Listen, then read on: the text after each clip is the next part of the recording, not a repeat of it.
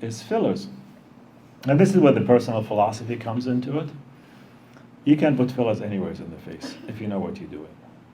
There's lots of places you shouldn't put fillers into them, and lots of places you can put with more better technique. So when you look at fillers, it took me a while to just get my head wrapped around this concept. We're treating people, and I want to have fillers. Question is why? I want to look fuller. Why you want to look fuller? And when we look at ourselves, I mean, people look at their faces quite a bit. Actually, you look at the mirror image, you don't look at your face, really. And what do I like about my face? Well, I look tired. I look saggy. I look angry. And that's what you need to look at. You need to have what the patient is trying to do. And then, what am I trying to be? I want to look less saggy. What am I trying to look? I want to look slimmer. I want to look more attractive. I want to look younger. So on the left-hand side here, my left, is reality. On the right side is my goal, my dream, what I want to accomplish. So the way to look at it is the concept, really. Once you understand the concept, life becomes a lot easier. By taking away negative features about your face, you're only left with positive features. So you're strategic when you're putting that stuff. You're not wasting in an area that looks really good, doesn't need enhancement. Why even inject anything there? Unless you're trying to sell syringes. But if you want to look for something that take the negative, chip away at the negative. Like Michelangelo said, David's statue was there. He just chipped away all the unnecessary pieces. And that's what you do with it. So you take how I feel and take away the negative features and add to the positive features. And then you have a beautiful result. It's not random. There's actually a process to this, a way of thinking about it. So when you look at someone, you need to look at their face. You have to look at them at rest with no expression. You have to look at them when they're smiling. You have to understand with the structural approach to it. There's a systematic way. Like when you're building a house, you need to build a house. There's steps to it. You have to have your foundation, your walls, your roof, and then you do your furniture. You don't build a house, you put the TV there in the middle of an empty piece of land. You have to start with the process. So you look at the dynamic, interaction. I mean, these areas in the face, I can put 20 syringes into them. And we call them the black holes of the face, the temples, certain areas. I can put and I see no results because I'm putting in the wrong space. And I eventually get you to look right, and you're happy with me. You leave the office, you smile, and suddenly you have this big chunk that moves up and down that looks so unnatural. So you have to see what the patient looks like now with the smiling. So when I'm talking to you, even briefly, I'm actually observing your face. And I see how the lines move, the positions of the eye, the cheeks, the lips, the neck, all these things come into it. So when we're trying to fix someone, I need material. It's like asking me to make a 3-tier wedding cake and give me 1 cup of flour. Ain't gonna happen. You need to have enough material. And we all get obsessed by syringes. I used to think about it like that. Here's a tablespoon, and just this little blob here, is that 1 syringe? Do you think that one little blob is going to fix your cheeks and lips and forehead and temples? Not going to happen. But each has cost to it, so you have to be strategic where you're placing that. 2, 3, 4, maybe. By the time you get into 8, 10, 12, 16, my God. But then you're getting into the cost of it. The line, we use all kinds of lines. We use the Juvederm, I used Restylane in the past, now we're using the Teoxane RH. It's one of the, last year they won the award, although they have a new line, RH 1, 2, 3, and 4, they actually won the prize for all of them, which doesn't really happen in this highly competitive industry. In Canada, it's highly regulated. I think we have 5 products, lines, different companies. In Europe, there's 198. And some of them are really very shady. Some of them are really good. And the way of thinking, when I started doing this, we said, doc, I have 1 line, fill it. And we did that. And looking back at it, that probably wasn't the appropriate way of looking at it.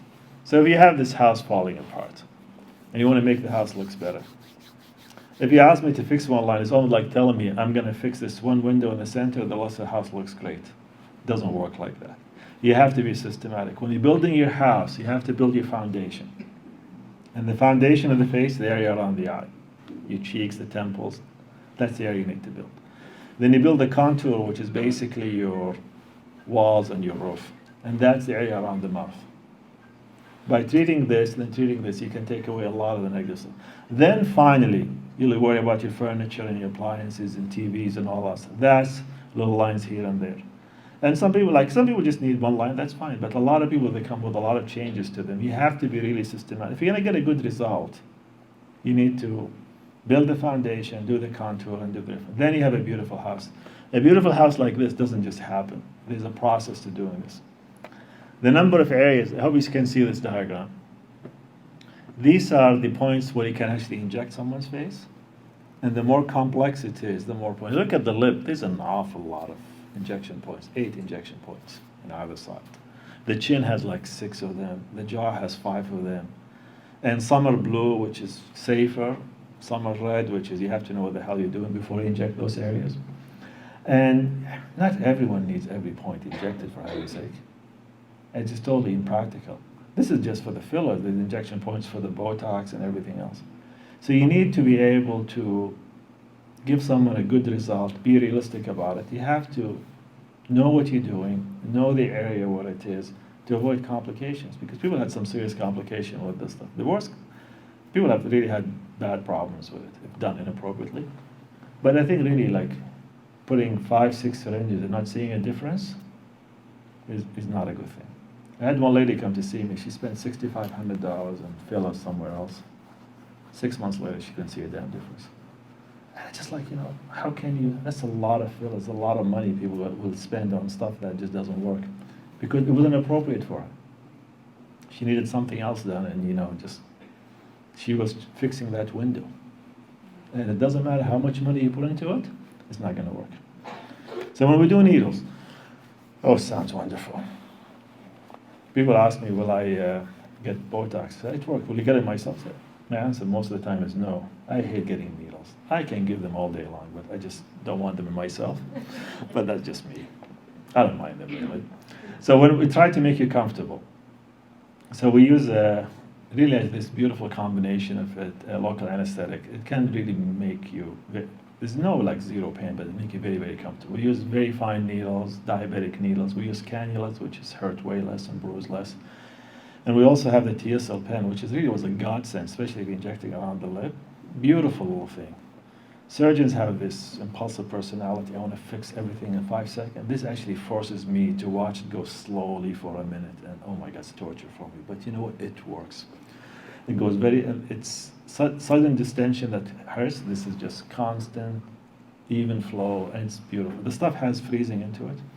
So we started using the TSL with the topical, and I'm injecting less. I used to do a dental block. I'm doing less and less of that. It actually works, bruises less, and more comfortable for the patient. Again, be realistic about it. There's different points. We do cleft lip and lip cancers and all the other stuff. There's multiple. The lip is actually very, very crucial. But lots of people go from here to here. So this is the Kylie Jenner lip. I'm sure some of you noticed that or know that by now. She made a lot of money by promising with her lip liner she can make your lip fuller. No, she had lots of injections over many years to get from thin lips to lips. Lip liners help, lipstick help, but it's just one thing. When they're more honest, don't beat yourself, I can get my lips for this. There's no lip liner will take you from this to that. But even when you get to this lip, you still have to do it every 6 months, 9 months. So you have to maintain what you get. We look at the lip, and when we say lip, most people think this is lip. This is only the red lip. The lip goes all the way from here to the chin. So it's the whole thing. In Caucasian lip, the upper lip should be 2/3 of the lower lip. In Asian and black lip, they should be 1-to-1 ratio. So you have to maintain the ethnicity of the person. The upper lip has 3 parts. Central portion, 2 sides. The lower lip has 2 parts. You have to know this. You have to know where the arteries are, where the veins are, so you can make it look normal. So you can, with a subtle, tasteful injection, you can somewhat look good. But by the same token, if you ignore this principle, I don't know which planet this is a good lip, but apparently it's a good lip. It's not for me. And the injectables are changing. Now they're into this skin booster, which is kind of an interesting concept. What it is, this is direct injection of the skin. We're not following this, but we're injecting the whole thing. especially for the neck lines and the décolleté lines, the lines in the chest here.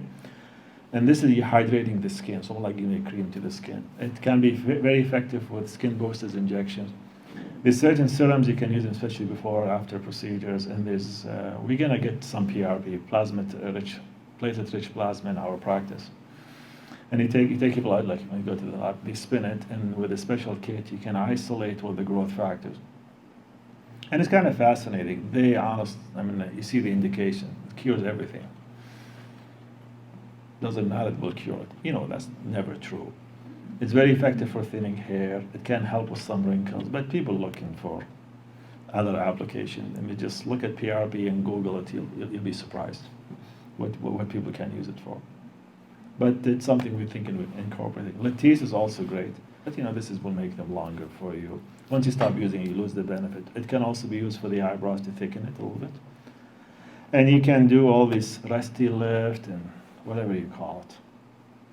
If you have enough material, you can inject everywhere. Temples, forehead, around the eyes, the cheek, the lip, the nose, all that stuff. The nose, just a caution to you. Don't let anyone inject your nose unless you really trust them and they know what they're doing. And if you ever had nose surgery before, don't let anyone touch your nose. Not safe. You can really have major, major problems with that.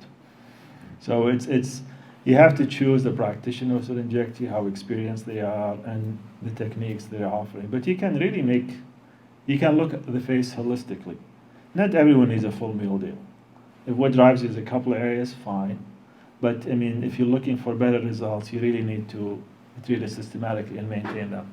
When you say it's the first time you need 8-10 syringes, you can you're not going to need 8-10 the next. You need like 1 or 2. You maintain with this result if you maintain it. So you can perpetuate the results a long time until you need for something longer.